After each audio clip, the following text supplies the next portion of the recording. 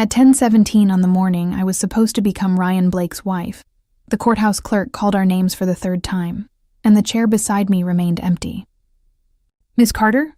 the clerk asked gently, as though lowering her voice might make the humiliation less public. "Would you like us to wait another few minutes?" I stared at the closed double doors at the back of the ceremony room. Every time footsteps passed in the hallway, hope rose in my chest before collapsing again. Ryan was 32 minutes late. Ryan had never been late for anything important. Ryan arrived 15 minutes early for dinner reservations, checked into airports 3 hours before flights, and once made me leave a Christmas party before dessert because snow had been predicted after midnight. "He's coming," I said, though no one had asked. My godmother, Margaret Carter, reached across the empty chair and covered my hand. Margaret had been my mother's closest friend, my guardian after my parents died, and the closest thing I had left to family. At 67, Margaret still wore her silver hair in a blunt chin-length bob and still had the kind of eyes that made dishonesty feel embarrassing. That morning, those eyes held only worry. "Emma," Margaret whispered. "Call him again." I already did. I looked down at the phone hidden beneath my small bouquet of white roses. 11 unanswered calls, 6 unread messages sent by me. No response from Ryan. Around us, the handful of people invited to the civil ceremony avoided looking directly at the abandoned bride. 2 employees from Carter Books pretended to examine the courthouse ceiling. Ryan's older brother, Daniel, stood near the window with his phone pressed to his ear, speaking in an angry whisper. Even Ryan's mother had stopped insisting there must be traffic. The ivory dress I had chosen because Ryan said a courthouse wedding should be simple suddenly felt too tight around my ribs. "Ms. Carter," the clerk said again, "we have another ceremony scheduled at 11. A young assistant hurried forward to collect the folder containing our marriage license. Her hands were trembling. The folder slipped. Papers scattered across the floor, and the glass vase beside the clerk's desk tipped toward her. I moved before anyone else did. I caught the vase against my chest, spilling cold water down the front of my dress, then crouched to help gather the papers. "I'm so sorry," the assistant said, her face turning scarlet. "Please, I didn't mean—" "You didn't do anything wrong," I told her. "It's only water." The clerk frowned at the girl. "Maya, you need to be more careful." "She was trying to help me," I said. "Please don't blame her." Maya looked at me as if kindness from a humiliated woman made less sense than cruelty. While I placed the final sheet back inside the folder, the ceremony room doors opened. Every person in the room turned. My heart stopped. It was not Ryan. The man standing in the doorway was tall, broad-shouldered, and dressed in a black suit so precisely fitted that the severe lines seemed less like clothing and more like armor. Dark hair was swept back from a face that looked carved rather than born, all hard cheekbones, controlled expression, and a shadow of stubble along a sharp jaw. He appeared to be in his mid-30s, younger than the fear that moved through the room before him.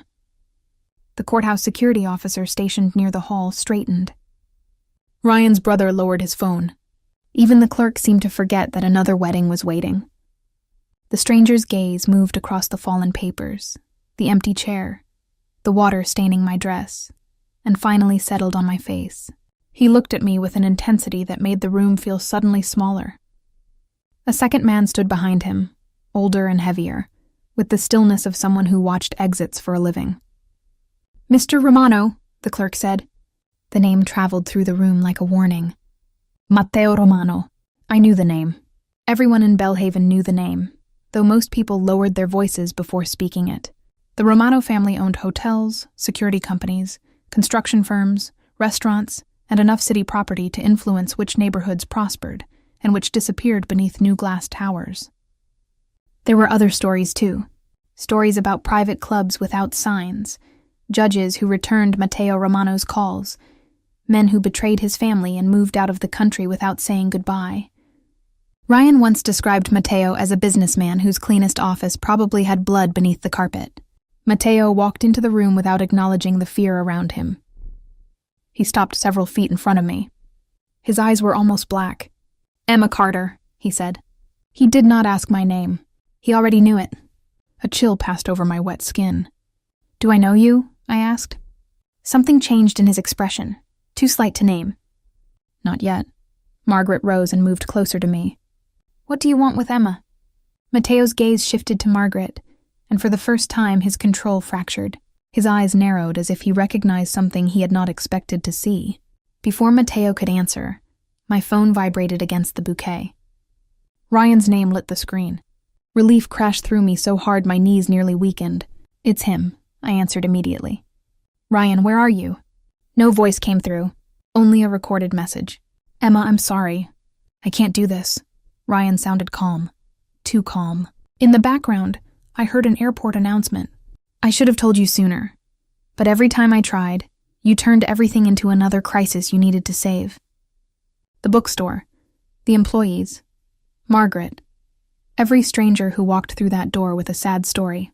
There was never room for us. There was only whatever broken thing needed you next. I won't spend my life coming second to people who take from you because you don't know how to say no. Don't call me. By the time you hear this, I'll be gone. The message ended. I remained frozen with the phone against my ear. Margaret said my name, but her voice sounded far away. I had imagined many reasons for Ryan being late. An accident, a flat tire, a medical emergency. I had not imagined Ryan recording his abandonment like a business memo. Ryan's mother began crying. Daniel swore and rushed into the hallway. The courthouse clerk quietly closed the ceremony folder. My phone vibrated again. This time the notification came from the bank. A transfer of $286,000 had been completed from the Carter Books restoration account at 9:48 that morning. I stared at the number until the digits blurred. That account held the insurance settlement and community investment money we had raised to repair the bookstore after a winter pipe burst destroyed the second floor. The money belonged to the business. Some belonged to local investors. Some had been reserved for employee wages during construction. Ryan had managed the financial side of the restoration because Ryan was a certified consultant and because I had trusted the man I planned to marry. No, I whispered. I opened the banking application. The balance showed $312. Margaret took the phone from my hand. What did he do? He took it. My mouth had gone dry. He took everything. Mateo did not look surprised. That frightened me more than the missing money. Ryan Blake didn't only abandon you, Miss Carter, Mateo said. He left your name on documents that could put you in prison. The room disappeared around me. What documents? Loan guarantees, vendor contracts, and a declaration stating that you personally authorized every transfer from the restoration account. Mateo looked toward the older man behind him. Gabriel. The man stepped forward and handed Mateo a slim gray folder. Mateo held it out to me. I did not take it. How do you have that? Because Ryan Blake has been moving money through companies connected to one of my enemies. Your enemy? My voice broke. What does any of this have to do with you? More than you understand. Mateo glanced at the strangers around us. This is not a conversation you should have in public. I'm not going anywhere with you. The answer came automatically, driven by fear rather than reason. Mateo did not move closer. He did not raise his voice. Then take the folder, call an attorney, and wait for the authorities to decide whether you are a victim or Ryan's partner. He placed the folder on the empty chair. Or come to the conference room across the hall and learn what happened before someone arrives to arrest you at your own wedding. Margaret opened the folder. I watched Margaret's expression change as she examined the first page. Emma, Margaret said quietly, your signature is on this. I didn't sign anything. I know. Margaret turned another page. But it looks like you did. 20 minutes later, I sat in a courthouse conference room still wearing my wet wedding dress. Margaret sat beside me. Mateo occupied the chair across the table, while a silver-haired attorney introduced himself as Noah Grant and carefully explained that Noah represented Mateo, not me. Noah placed a business card in front of Margaret. You should contact independent counsel before signing anything, Noah said. Mr. Romano has instructed me to make that clear. I'm not signing anything, I replied. Mateo watched me without blinking. Ryan used your electronic signature on 3 loans, Noah continued. The total liability is just over $2 million. Most of that money was transferred through a consulting company registered to Ryan, then moved into a development group controlled by Victor Salerno. I recognized that name too. Victor Salerno was another businessman people discussed in cautious tones. Victor and Matteo had once appeared together at charity dinners. In recent months, newspapers had written about a rivalry between their construction companies. Why would Ryan do that? I asked. Money, Matteo answered. Access, cowardice. Choose the explanation that hurts least. You knew? Anger gave me something solid to stand on. You knew Ryan was stealing from me? I learned the scope of it last night. And you didn't call me? I had Gabriel searching for Ryan. I intended to confront Ryan before the ceremony. Matteo's jaw tightened. Ryan left the city 40 minutes before you entered this courthouse. You could have warned me. Would you have believed a man you had never met over the fiancé you planned to marry? I opened my mouth and found no honest answer. Matteo leaned back. Ryan expected the fraud to become visible after the wedding. By then, Ryan planned to be gone, and you would be legally tied to documents carrying your name. Investigators would see a failing family business, a large insurance payment, your signature, and a husband who vanished. You would look less like an abandoned bride and more like an accomplice.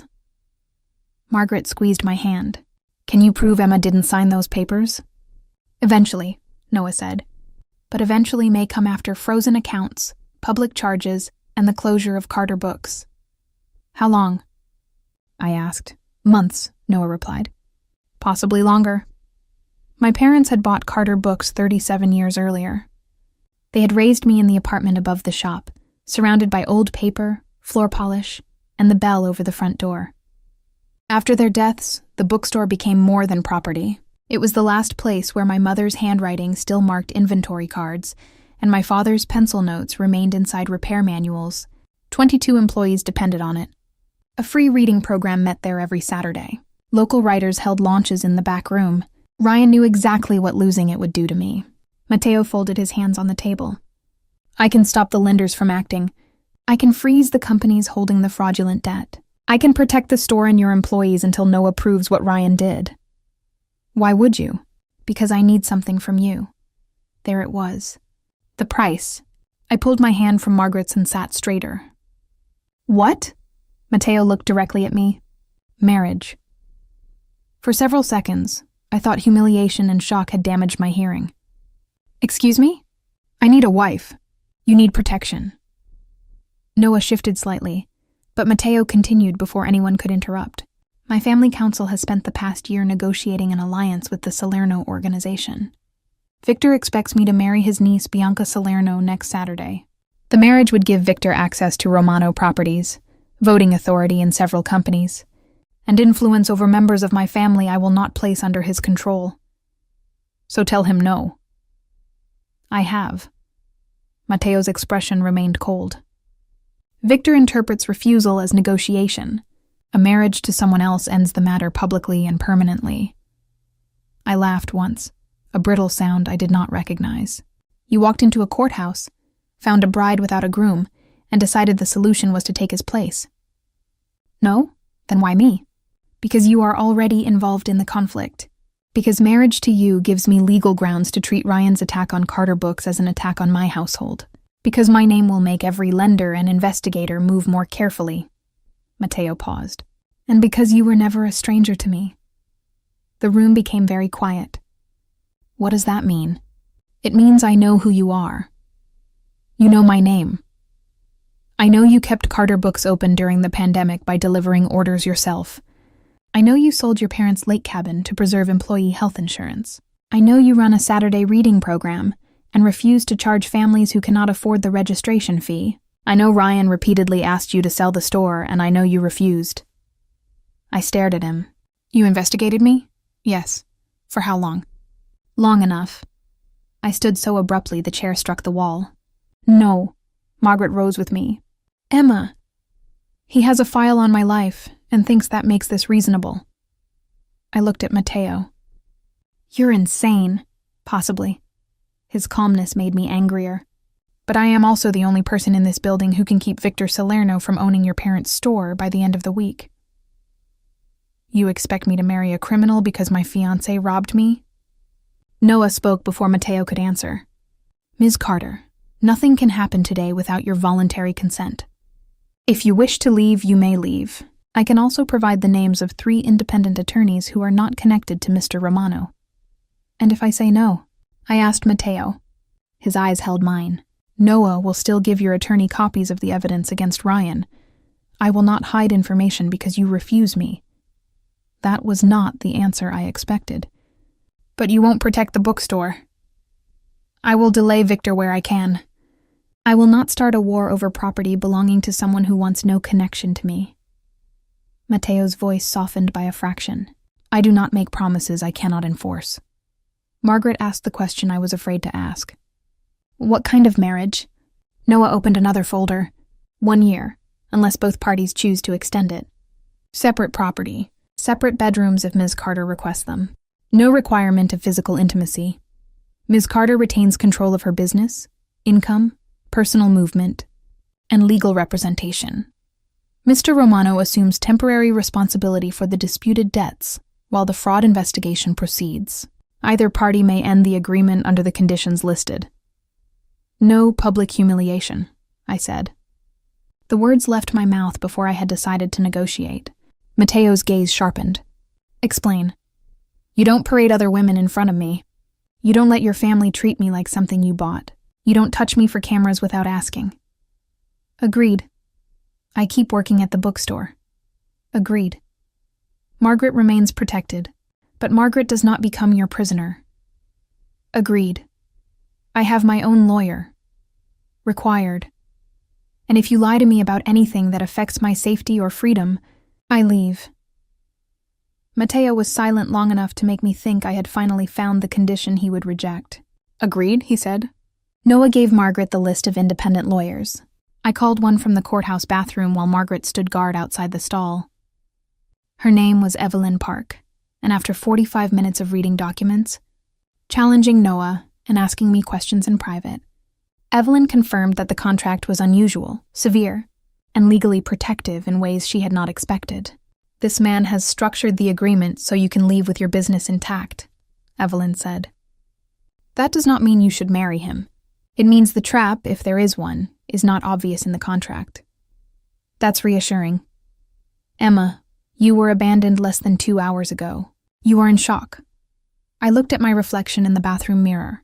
Water had dried in streaks across my dress. My makeup had smudged beneath my eyes. I did not look like a woman capable of making a life-changing decision. I looked like someone waiting for the next person to decide what happened to her. If I don't do this, Carter Books could close. Yes. My employees could lose their jobs. Yes. And Ryan could make me look responsible. Yes. Then maybe this is not the decision I wanted. But it is still my decision. At 1:13 that afternoon, the county clerk issued a new marriage license. At 2 o'clock, in the same ceremony room where Ryan had left an empty chair beside me, I married Matteo Romano. Margaret stood as my witness. Gabriel stood for Matteo. There were no flowers except the damaged bouquet I had refused to throw away. There were no vows beyond the legal words required. When the clerk instructed us to face each other, Matteo turned with the controlled stillness that seemed built into him. Do you, Matteo Alessandro Romano, take Emma Claire Carter to be your lawful wife? I do. His voice did not tremble. Mine did. Do you, Emma Claire Carter, take Matteo Alessandro Romano to be your lawful husband?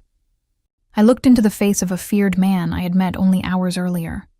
Somewhere beyond the courthouse walls, Ryan was flying away with money stolen from my family. Somewhere in the city, Victor Salerno believed my life belonged to a scheme I had never seen. I tightened my fingers around the bouquet. I do. The clerk pronounced us married. Matteo did not kiss me. Matteo offered his hand. I stared at it before placing my fingers in his. His palm was warm, his grip steady but not possessive. Outside the ceremony room, reporters were already gathering. How do they know? I whispered. Victor, Matteo replied. Or Ryan. What happens now? Now you decide whether you want to walk out beside me or leave through the judge's corridor with Margaret.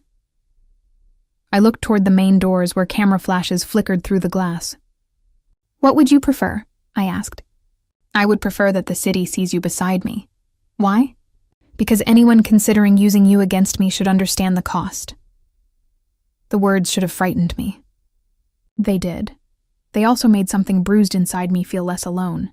Ask before you touch me, I reminded him. Matteo held out his arm. May I? I placed my hand in the bend of his elbow. You may. We walked into the cameras together. Matteo Romano's estate stood 40 minutes north of the city on a wooded ridge overlooking the Hudson River. High stone walls surrounded the property, though the house beyond them did not resemble the dark fortress I expected.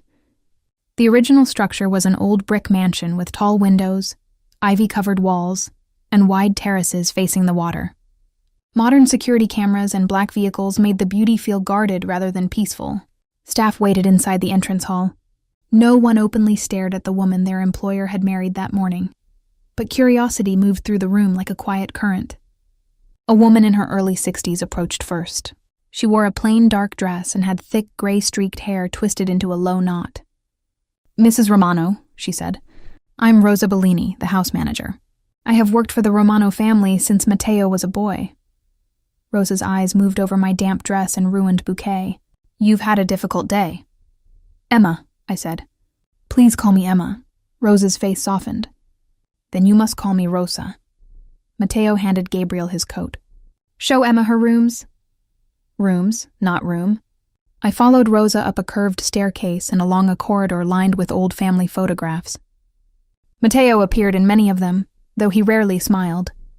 In one frame, a younger Matteo stood beside a beautiful dark-haired woman, whose eyes looked startlingly gentle.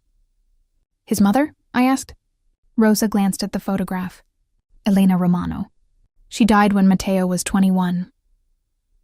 I'm sorry. So is Matteo, though Matteo would rather swallow glass than admit grief can survive that long. Rosa opened a pair of double doors. My suite included a bedroom, sitting room, bathroom, and small office. The windows overlooked the river. My suitcase had arrived before me, though I had not packed one. Margaret gathered your things, Rosa explained. Margaret is being taken home by another driver. Security will remain nearby, but no one will enter Margaret's property unless Margaret requests it. I walked to the bedroom door and tested the lock. Rosa noticed. Only you have the key, Matteo insisted. On the desk lay a second phone, a list of staff numbers, the security code for the private entrance, and a handwritten note. Nothing in this house is yours unless you choose it. Nothing in this room is mine unless you invite me. I read the note twice. The words were respectful. The fact that Matteo understood exactly what reassurance I needed was unsettling.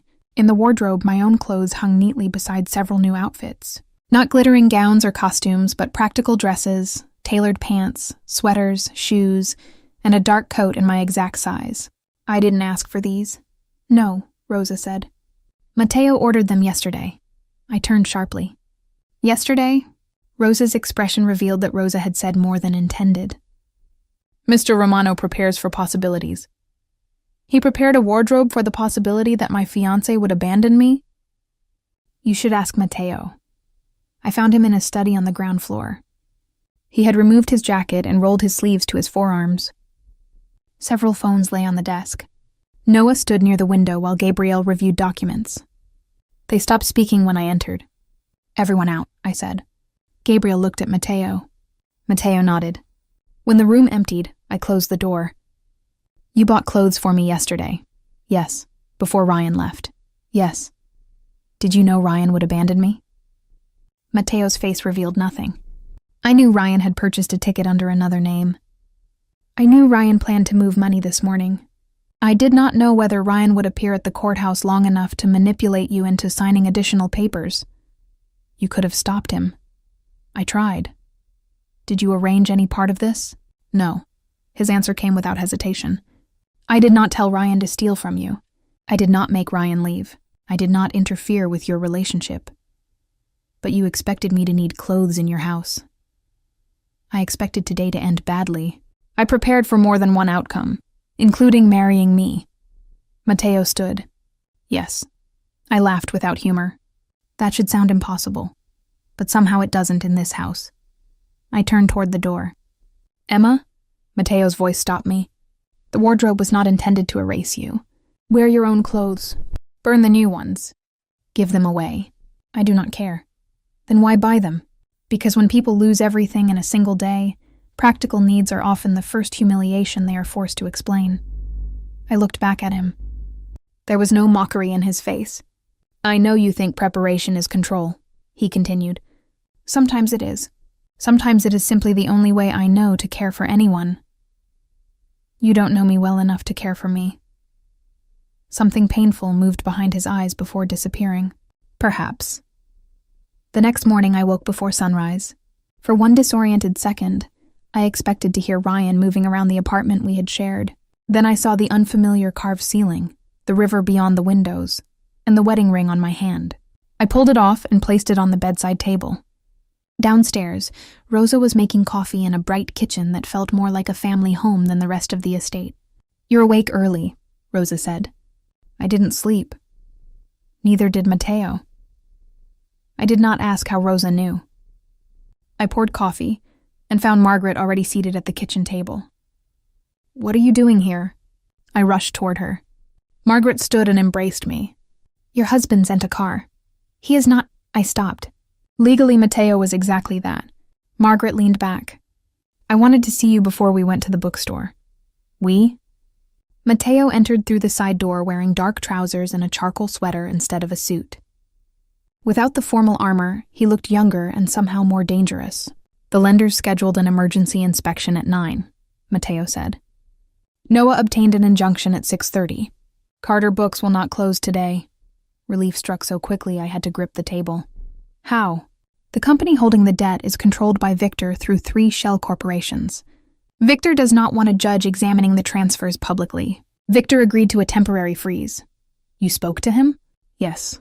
What did you offer? Nothing Victor is entitled to. Mateo poured coffee.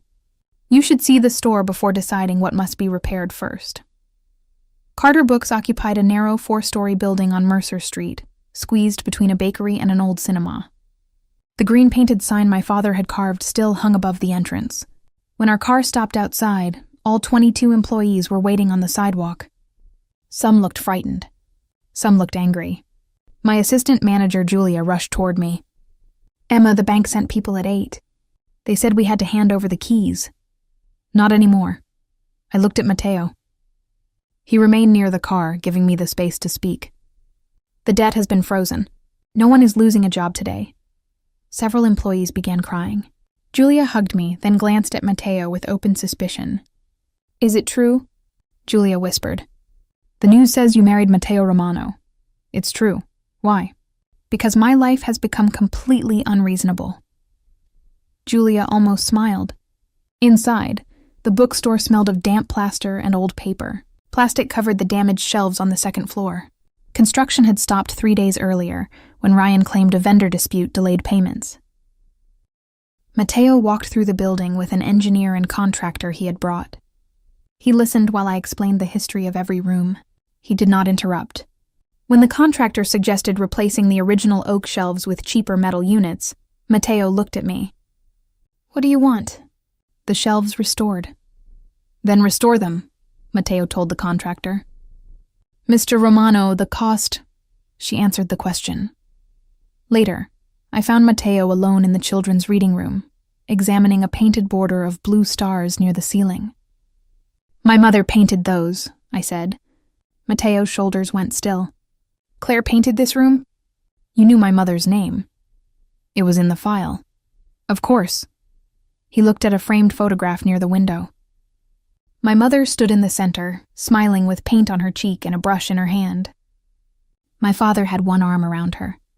I was 8 years old, missing a front tooth, and holding a cardboard star. Mateo stared at the photograph for so long that my suspicion returned. Did you know her? He looked at me. No. The lie was quiet, controlled, and unmistakable. I stepped closer. That was too fast. What was? Your answer. Not every pause contains a confession, Emma. And not every denial is the truth. His eyes darkened. For a moment I thought Mateo would command me to stop. Instead, Mateo turned back toward the photograph. The deed will be transferred into a protected trust in your name, he said. Neither Ryan nor Victor will be able to use it as collateral again. That isn't what I asked. It is what I can answer today. I should have pushed harder. Instead, I watched Mateo stand beneath the stars my mother had painted, and I felt the first shape of a mystery I could not yet see. During the following week, my life divided into two worlds. Every morning, I worked at Carter Books while lawyers unraveled Ryan's fraud.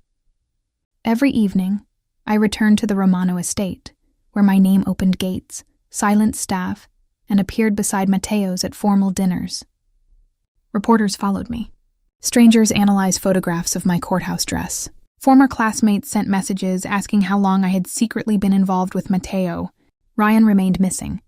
The police claimed Ryan was a person of interest, but not yet charged. Mateo's security team knew Ryan had traveled through Montreal and then boarded a private flight. But Mateo refused to tell me how Mateo obtained the information. "You hired people to follow him?" I asked over dinner one night. "I assigned people to find stolen money." "That is not an answer. It is the answer you need. You don't get to decide what I need." Mateo set down his glass. "You are right. The immediate agreement disarmed me. I followed Ryan because Ryan worked with Victor. I need to know whether Ryan is merely a thief or an active threat. To me, to you, to Margaret, to my family now that you carry my name." I looked at the ring I had begun wearing in public. "Your name feels less like protection when you say it that way." "How does it feel?" "Like a locked door." Mateo considered that. "A locked door can keep someone inside or keep danger out. The person holding the key decides which." The next morning, the 2 guards stationed outside my private hallway were gone. Mateo said nothing about it. He simply changed the arrangement because I had spoken. That small act affected me more than the restored bookstore, the legal protection, or the cars waiting at every entrance. Power did not impress me. Power listening did. 10 days after the courthouse wedding, Mateo asked me to attend a dinner with 4 senior members of the Romano organization. "Is that a request or an instruction?" I asked. "A request. Do you want a wife beside you or a witness?" "Both." "At least you're honest." Rosa helped me choose a dark green dress from the new wardrobe. The dress was elegant but simple, with long sleeves and a fitted waist. "Mateo selected this one personally," Rosa said. "That is not persuasive." I did not mean it to be. Rosa fastened the back and met my eyes in the mirror. "You should be careful, Emma." "Of the men at dinner?" "Of Mateo." My fingers stilled around an earring. "Has Mateo hurt women before?" "Not in the way you are asking." Rosa sighed. "There have been other women brought into this house. Daughters of powerful families, women considered suitable for alliances. Mateo treated each woman with courtesy. Mateo gave each woman attention when politics required it. Then the negotiations ended, and the women left." "Were any of them his wife?" "No." "Then I'm already different." Rosa's expression remained sad. Different does not always mean permanent. The warning stayed with me as I entered the formal dining room. Mateo stood near the fireplace speaking with Gabriel. His gaze found me instantly. The conversation stopped. Mateo's eyes moved slowly from my hair to the green dress before returning to my face.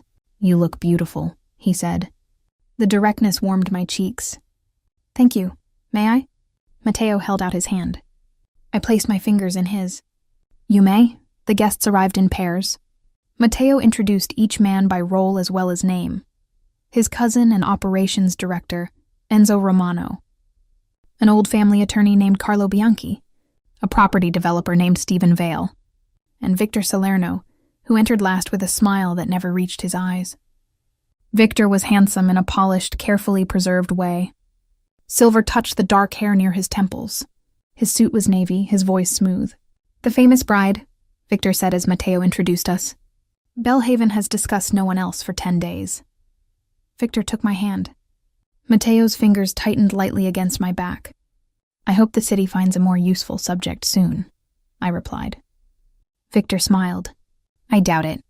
Mateo has guarded his private life for years, then suddenly marries a bookseller on the morning another man abandons her. That is not gossip. That is mythology." "Careful, Victor," Mateo said. "You have always confused your imagination with intelligence." Dinner began civilly and deteriorated by degrees. The men discussed a redevelopment project involving 6 blocks near the river. Matteo wanted to preserve an old public theater at the center of the district. Victor wanted it demolished and replaced by luxury apartments. I listened quietly until Stephen Vale opened a folder containing the property maps. One parcel number caught my attention.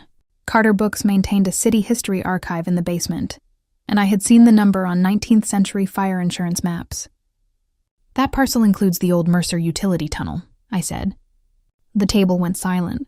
Victor looked at me. It does not. It did when the district was mapped in 1892. The tunnel runs beneath the theater and connects to 3 buildings marked for demolition. Stephen frowned. The environmental report mentions no tunnel. Then the report is incomplete.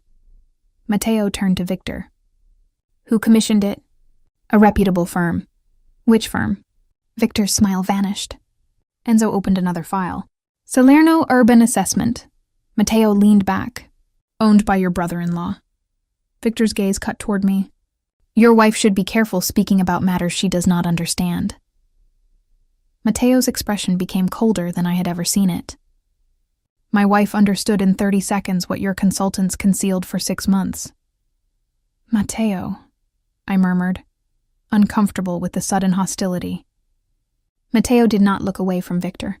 Emma is not decoration at this table. Emma speaks whenever Emma chooses. The public defense sent a dangerous warmth through me. Victor recovered first.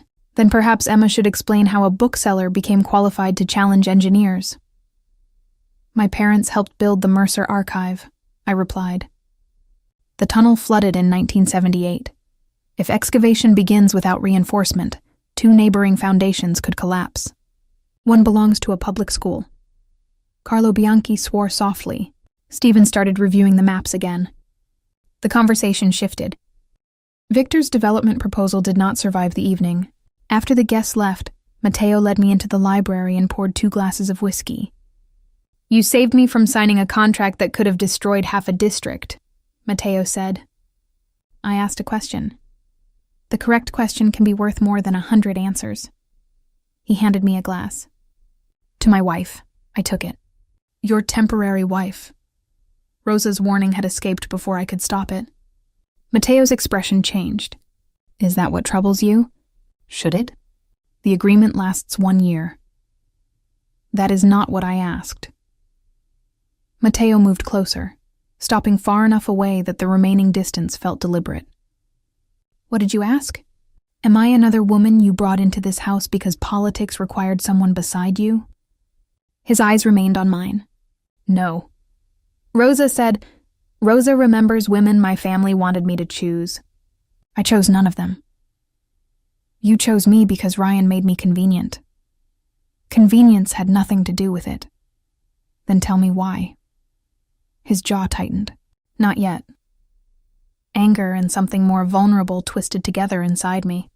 Every time I ask the question that matters, you give me half an answer. Because the full answer belongs to more than me. That makes no sense.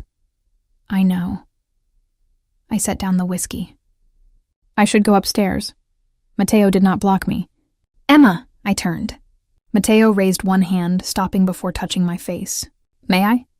I should have said no. I should have remembered that I had been abandoned less than 2 weeks earlier. That Matteo kept secrets.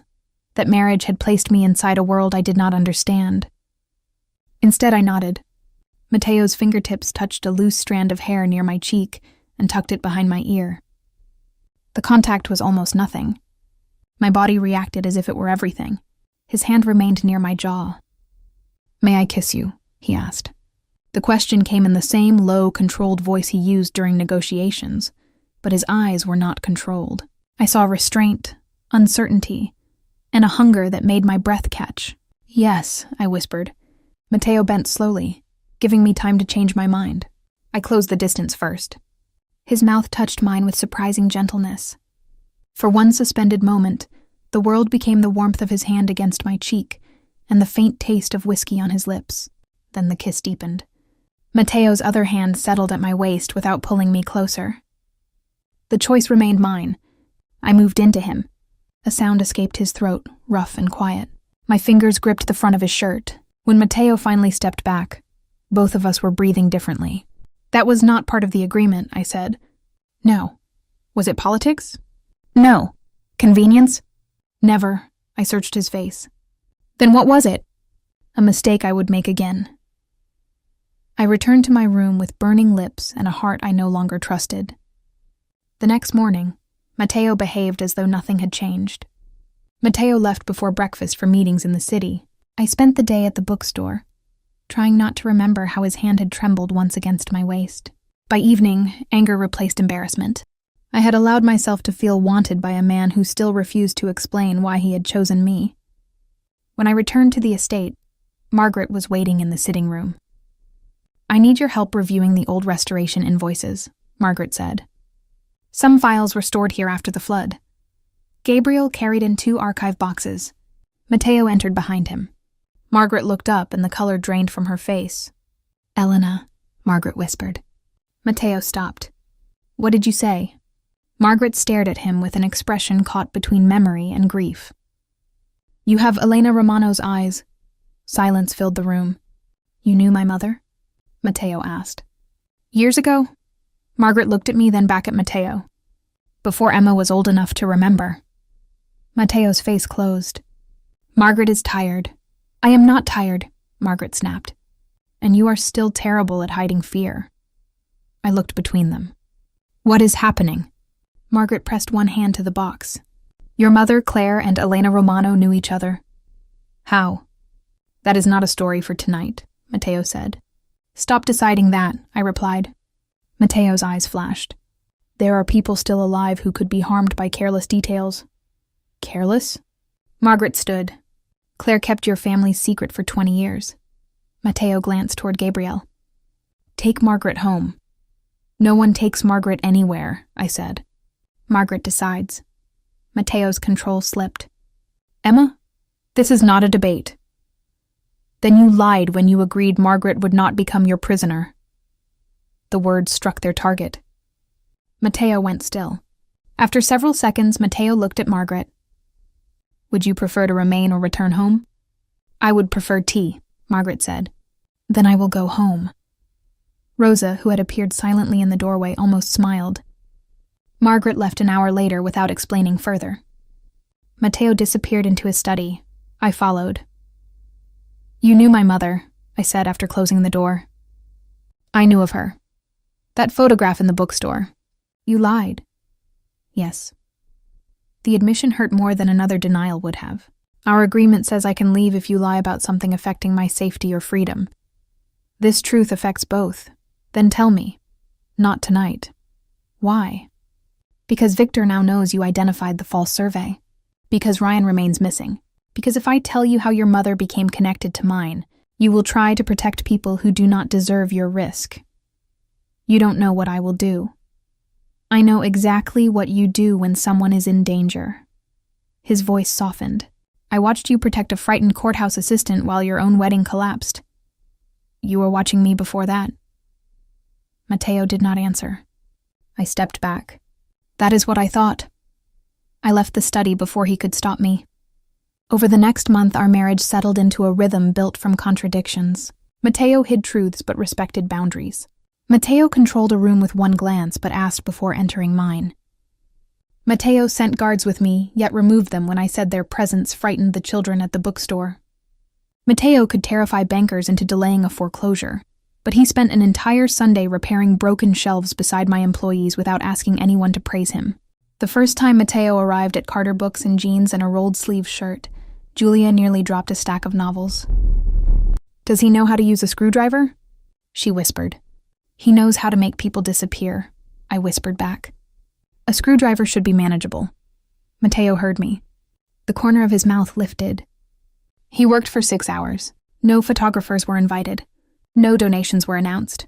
At lunchtime, Matteo sat on the floor of the children's room eating pizza from a paper plate. A 7-year-old boy named Theo asked whether Matteo was a villain because Theo's father said men with bodyguards were usually villains. The room froze. Matteo considered the question. Sometimes, Matteo said. Do you fight heroes? Theo asked. Sometimes the hero and the villain depend on who is telling the story. Emma says stories should tell the truth. Matteo looked across the room at me. Emma is usually right. That night, I found him in the estate's music room. The room had been locked since my arrival. Now the door stood open. A grand piano occupied the center beneath white sheets. Dust floated in the moonlight. Matteo sat on the bench without playing. Rosa said this belonged to your mother. Everything in this room belonged to my mother. Why open it now? Because you asked why I keep doors locked. Matteo removed the sheet from the keyboard. My mother played when the house became too loud. After she died, silence felt more honest. I sat beside him. My father used to whistle while repairing books. After my parents died, I hated anyone who whistled in the store. Do you still? Only if they're off key. Matteo touched one piano key. The note echoed through the room. My mother believed music could make violent men remember they were human. Did it work? Temporarily. I looked at his hands. A faint scar crossed the knuckles of his right hand. Another disappeared beneath his cuff. Were you violent when she was alive? Not enough to save her. The answer opened a door and closed it at the same time. What happened? My father's enemies placed a bomb beneath her car. I inhaled sharply. Matteo. I was supposed to travel with her that morning. I changed plans. For years I believed being there might have changed something. It would only have killed you too. Logic and grief rarely speak the same language. I covered his hand with mine. Matteo stared at our joined hands as though touch offered without negotiation was unfamiliar. You are not what I expected, I said. What did you expect? A monster. You should not decide too quickly that you were wrong. And you shouldn't decide what I'm allowed to see. Matteo turned his hand beneath mine and threaded our fingers together. Agreed. We kissed again in the music room, more slowly than before. There was no contract in it, no audience, no fear of public humiliation. When Matteo's hand moved to my back, I leaned into him willingly. When the kiss became too intense and I pulled away, Matteo stopped instantly. He rested his forehead against mine. Tell me to leave, he whispered. I don't want you to leave. His eyes opened. That is not the same as asking me to stay. Then stay. Matteo remained in the music room with me until dawn, but Matteo did not take me to bed. We talked. Matteo told me that his father had taught him to negotiate before teaching him to drive. I told Matteo how Ryan once convinced me to cancel a holiday because the bookstore's expenses embarrassed him. Matteo admitted he had been engaged briefly at 26 to a woman chosen by his father. The woman ended the arrangement when she realized Matteo would never trust her enough to love her. Did you? I asked. Love her? Trust her. No. Do you trust me? Matteo's thumb traced the inside of my wrist. More than is wise. 2 weeks later, Matteo gave me a small parcel wrapped in brown paper. We were alone in the children's room at Carter Books after closing. Inside was an old green fountain pen. The gold clip was scratched. The barrel carried the initials CC, my mother's initials. My hands began to shake. Where did you get this? My mother kept it. Why? Claire gave it to her. You said you barely knew my mother. Matteo's face tightened. I said I knew of her. That was another half-truth. Yes. I placed the pen on the table between us. Tell me now. Before Matteo could answer, Gabriel entered the room. Gabriel never interrupted Matteo casually. We have a problem, Gabriel said. Victor has moved the charity gala to the Mercer Museum. Every major donor is already there. So are 3 reporters and 2 federal investigators. Matteo's expression turned cold. Why investigators? Someone sent them documents connecting Carter Books' restoration money to Romano Holdings. I stood. Ryan, or Victor using Ryan, Matteo said. The gala is being held for the bookstore district, I reminded him. If we don't attend, it looks like guilt. Matteo looked at Gabriel. Double security. Then Matteo looked at me. You are staying here. No, Emma. You don't get to publicly claim I'm your trusted wife, and then hide me whenever the trust becomes inconvenient. This is not inconvenience. This is danger. Then explain the danger. Matteo's jaw flexed. I cannot protect you in a room where Victor controls the exits. Can you protect me here, if the entire city decides I helped steal community money? Reputation can be repaired. Not by locking me away. Gabriel looked toward the door, pretending not to hear. Mateo stepped closer. If you come, you follow my instructions if the situation changes. If your instructions are about immediate physical safety, yes. If they are about controlling what I say, no. You negotiate like a criminal. I learned from my husband. The Mercer Museum glittered beneath chandeliers and camera flashes. The gala had originally been planned as a celebration of the River District's restoration. By the time we arrived, it felt like a public trial. Reporters shouted questions about Ryan, stolen funds, and my sudden marriage.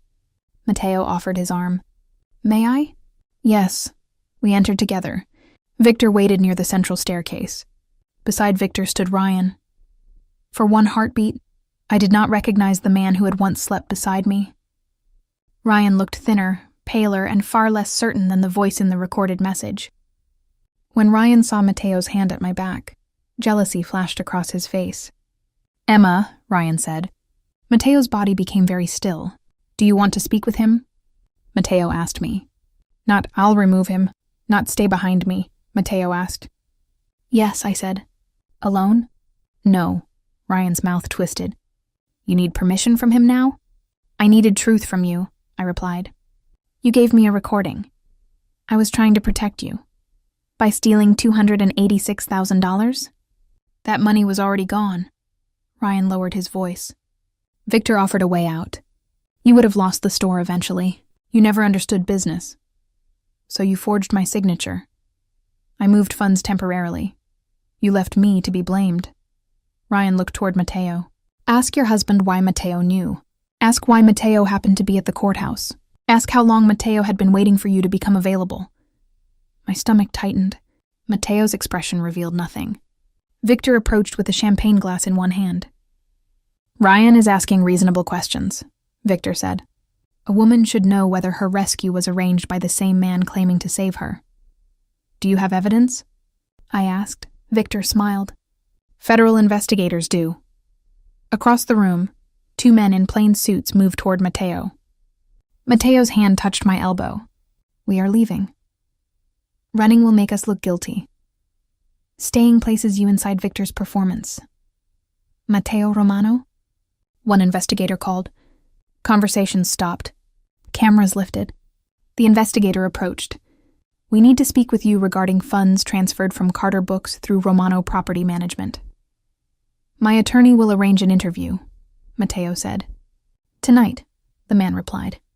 Victor's satisfaction was subtle but unmistakable. Then a fire alarm erupted. Red lights flashed along the ceiling. Guests shouted. Museum staff began directing people toward the main exits, but Gabriel appeared beside us. Not the front, Gabriel said. There's a crowd waiting outside, and one of Victor's men is in security uniform. Mateo took my hand. Immediate safety, he said. Follow me. This time I did. We moved through a staff corridor, down a service staircase, and into an underground loading area where a black vehicle waited. The alarm still screamed above us. As we pulled away, I saw Victor standing on the museum steps beside Ryan, watching our car disappear. Was there really a fire? I asked. No, Gabriel replied from the front seat. The alarm was triggered manually. By you? Mateo looked out the window. Yes. You staged an evacuation. Victor placed armed men at 2 exits. My blood ran cold. How do you know? Because one of them worked for me before Victor bought his loyalty. I pulled my hand from Mateo's. Tell me the truth. Not in the car. Now. Gabriel raised the divider without being asked. Mateo turned toward me. Passing streetlights moved across his face, alternating darkness and gold. The legitimate businesses are real, Mateo said. The hotels, construction companies, security contracts, and property holdings employ thousands of people. They are also only part of what my family controls. What else? Private gambling. Untaxed imports. Protection agreements. Information purchased from public officials. Debts collected through methods Noah would prefer I not describe. I stared at him. Hearing the truth felt different from suspecting it. And violence? Yes. The simple answer made my stomach turn. Have you killed people? Mateo's eyes held mine. Yes, I looked away. The city moved beyond the tinted window as if the world had not changed. Ryan worked for Victor? Ryan began feeding Victor information about Carter books nearly a year ago. The bookstore sits above access to the Mercer utility tunnels. Victor wanted the property for more than redevelopment. Ryan promised Victor control after marrying you. So when I refused to sell, Ryan changed the plan. Ryan forged the loans, emptied the account, and intended to let the bank take the property. And you knew this. I knew pieces, not enough to stop every transfer. You could have told me months ago. I did not know how much Ryan had involved you. That's an excuse. Yes. The admission surprised me. Matteo leaned forward, forearms resting on his knees. I wanted to protect you without entering your life. Then Ryan accelerated the plan. By the time I had proof, your wedding was hours away. Why did you care whether I was protected? Silence stretched between us. Because of your mother. Tell me everything. Matteo looked toward the dark window. I was 19 when Victor's father ordered an attack on my family. My mother and I were traveling separately after a fundraising event. Our driver was shot near Mercer Street. I was wounded. Gabriel was not with me then. I ran because the men who attacked the car were still searching. Matteo's voice remained controlled, but I saw the memory in the tension of his hands. I entered Carter Books through the delivery door. Your mother found me bleeding in the basement. My breath caught. Claire hid me behind the old archive wall. Claire removed a bullet from my shoulder using instructions from an emergency operator who never learned my name. When police arrived, Claire told them I was a delivery worker injured during a robbery. When Victor's men came asking questions, Claire sent them away. Why would she do that? Because I was 19 and frightened, and Claire believed that mattered more than my last name. Matteo looked at me. My mother arrived hours later. Claire refused money. Claire refused protection. Claire made Elena promise never to bring violence near the bookstore again. I thought of the green fountain pen. My mother gave Elena the pen. Elena used it every day until Elena died. Why didn't my mother ever tell me? Because silence was part of the promise. And Margaret knew. Margaret helped clean the blood from the basement floor. I closed my eyes. My mother had once hidden a wounded Romano son beneath the same store where I spent my childhood. What happened after? My father promised that the Romano family would protect Carter Books. For years, we did quietly. After my parents died, the promise was neglected. I learned too late that Ryan had connected himself to Victor. That is why you investigated me. At first. And why you married me. Matteo's voice dropped. At first, I believed marriage would solve several problems. It would stop the Salerno alliance. It would protect Carter Books. It would place you beyond Victor's easy reach. It would repay a debt my family owed your mother. The words cut deeper than I expected. So I was a debt. No. A solution. Initially, yes. I turned toward the window so Matteo would not see how much that hurt.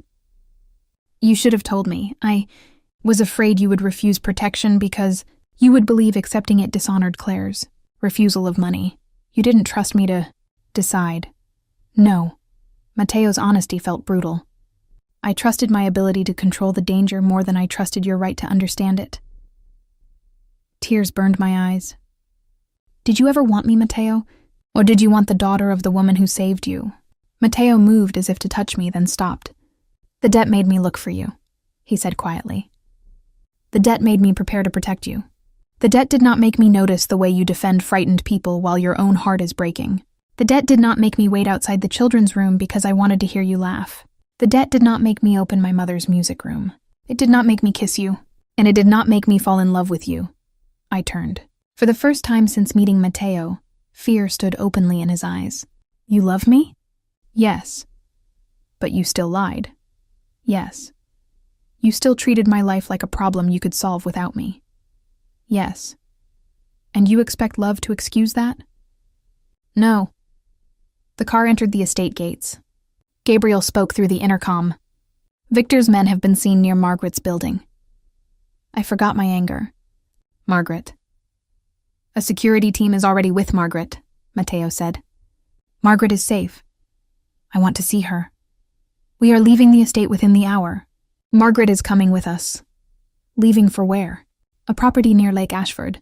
Victor does not know the location. You already decided. Mateo's face tightened. Immediate safety. I remembered the condition I had negotiated. Fine. But Margaret chooses whether Margaret comes. Agreed.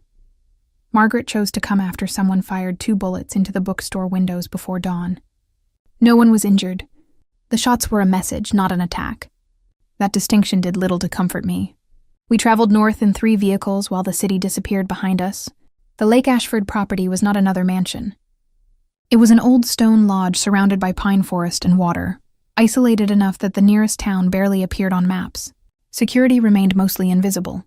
Margaret was given a room overlooking the lake. I was given a room at the opposite end of the 2nd floor from Mateo. The physical distance matched the silence between us.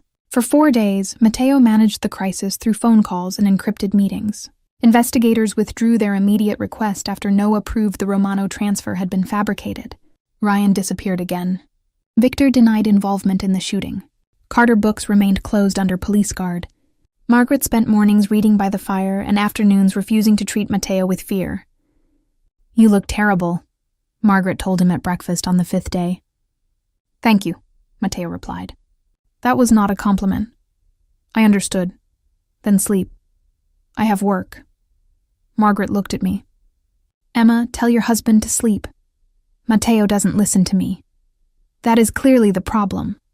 Mateo almost smiled, but the expression vanished when our eyes met. That evening, Margaret finally told me the part of the story Mateo had withheld. My mother had not only protected Mateo. Elena Romano had returned months later in secret. Elena and Claire became friends through letters.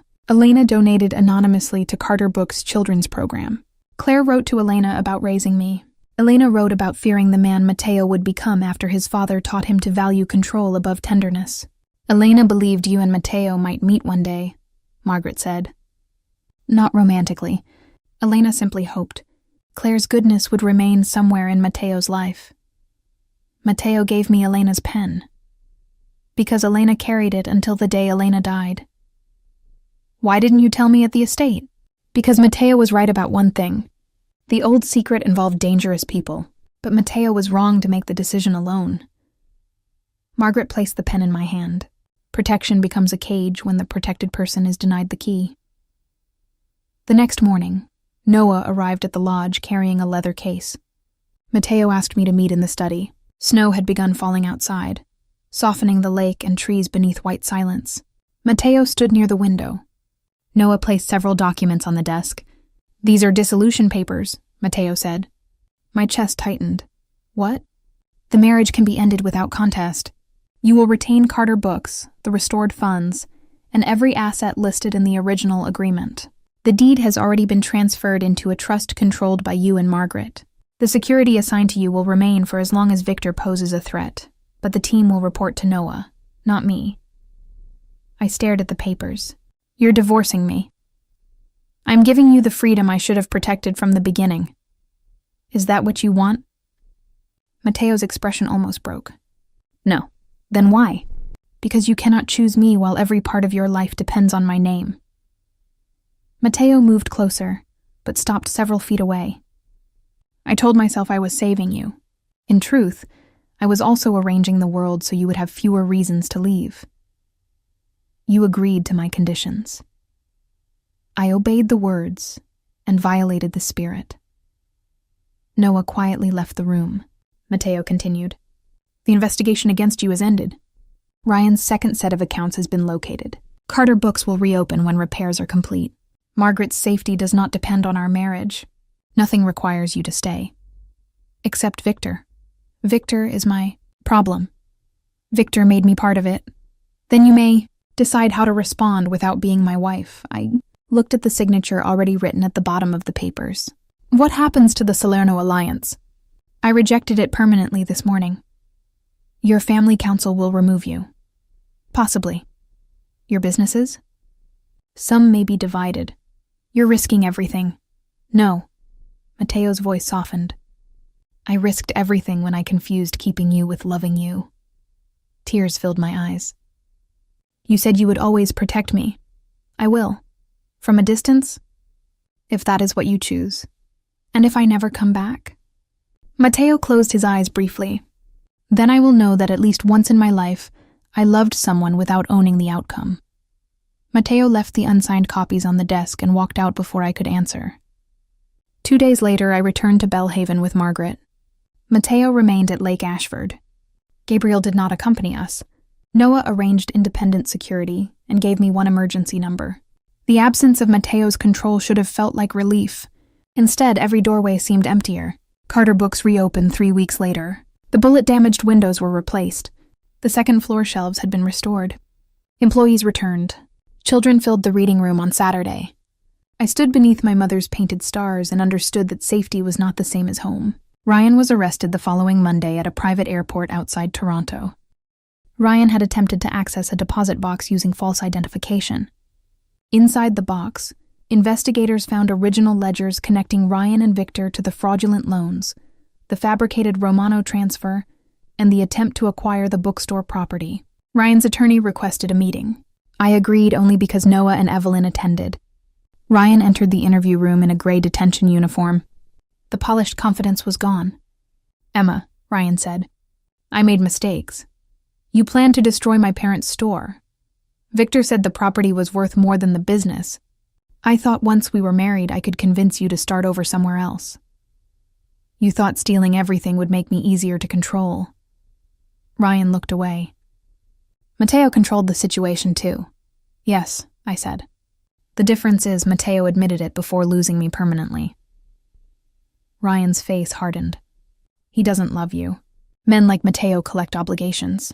Your mother saved his life, so he took you as repayment." The words struck the old wound, but they no longer owned it. "Mateo gave me the choice to leave," I said. "You removed every choice I had." I stood. "Whatever happens to you now will be decided by the law. Not by Mateo, not by me." Victor's empire began collapsing within days of Ryan's cooperation. Banks froze accounts. City contracts were suspended. Several senior employees testified. Bianca Salerno publicly withdrew from the proposed alliance and released documents proving Victor had used the marriage negotiation to gain access to Romano companies. Victor was indicted for fraud, conspiracy, bribery, and attempted extortion. Mateo could have ended Victor through the violent methods whispered about in Belhaven. Mateo allowed the legal case to proceed. Noah told me Mateo had refused to interfere even when several Romano leaders demanded revenge. "Why?" I asked.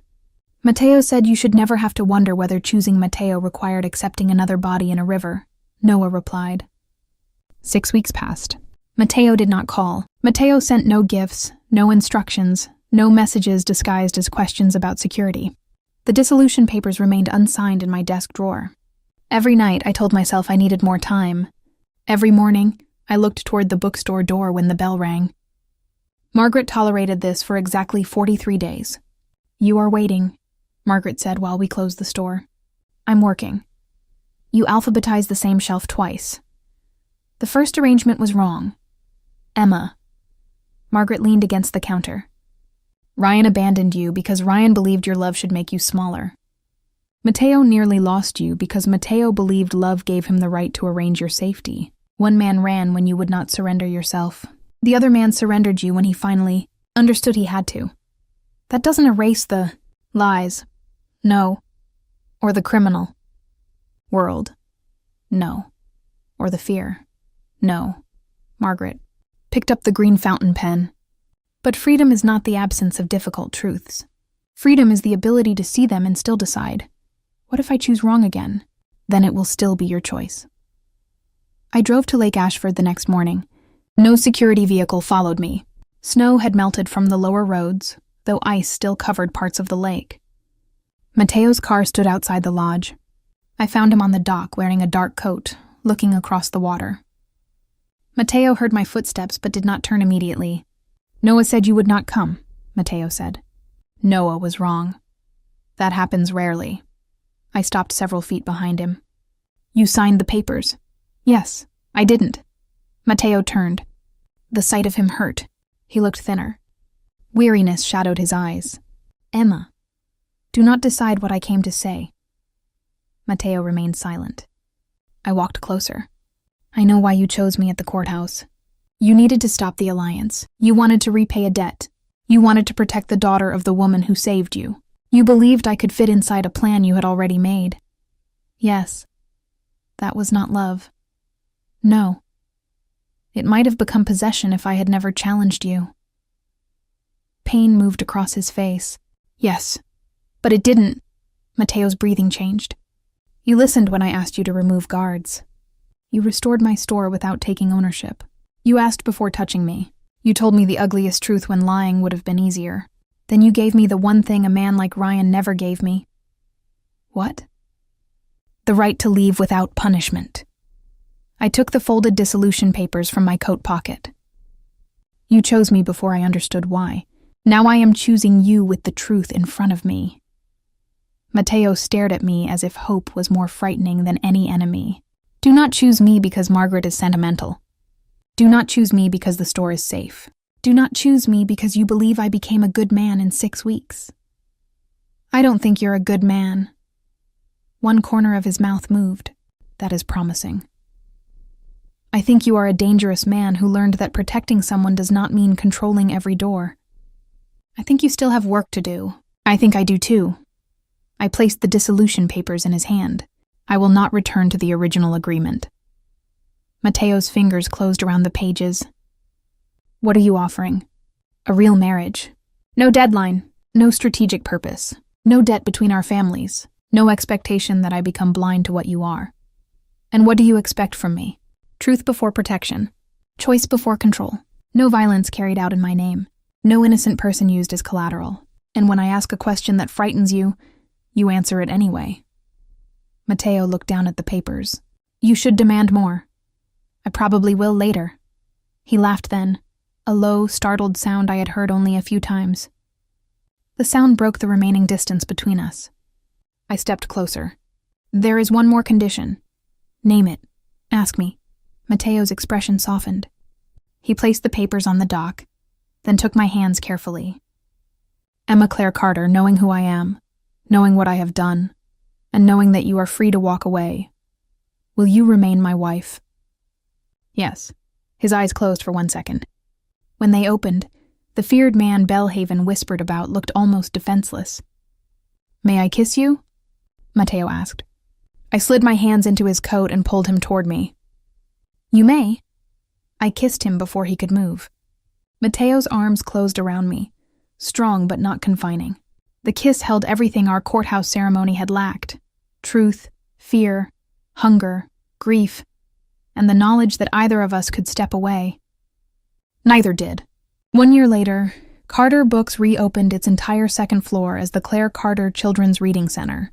The old stars remained across the ceiling. The Mercer Archive expanded into the restored basement, including the hidden wall where my mother had once sheltered a wounded 19-year-old boy. We did not place Mateo's name on a plaque. Some stories belonged to families before they belonged to the public. Margaret ran the reading program twice a week and terrorized contractors whenever a shelf appeared crooked. Rosa visited every Thursday and brought enough food to feed the neighborhood. Gabriel learned to read picture books without sounding like he was delivering a threat. Ryan accepted a plea agreement and received a prison sentence. Victor's companies were divided, sold, or placed under court supervision. Victor remained alive, powerless, and forced to watch the city learn exactly what Victor had done. Mateo stepped away from several of the Romano family's most violent operations. The change was neither instant nor clean. Men resisted. Old agreements had to be dismantled carefully. Mateo did not become harmless, and I never asked for a fantasy. Mateo became accountable. That mattered more. The Romano estate changed too. The music room remained open. Some nights, Mateo sat at the piano and played the few pieces Elena had taught him.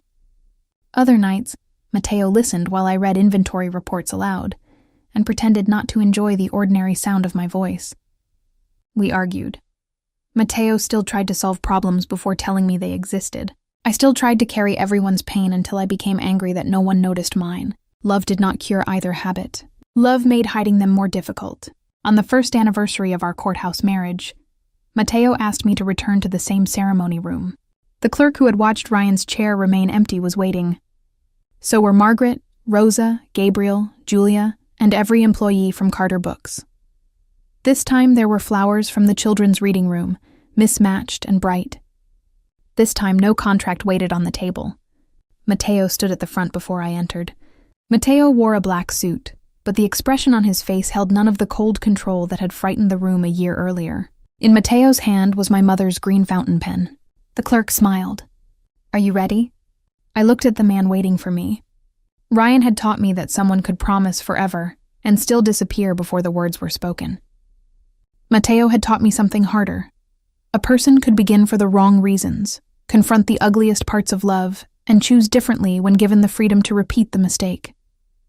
"I'm ready," I said. Matteo did not offer his hand until I reached him. "May I?" Matteo asked softly. I placed my fingers in his. "Always ask. Always answer." We signed new vows with Claire Carter's pen. When the clerk pronounced us married by choice rather than arrangement, Matteo waited. "May I kiss my wife?" he asked. I smiled through tears. Yes. The first time I went to marry a man, an empty chair taught me what abandonment felt like. The second time, Matteo Romano stood waiting before I even entered the room.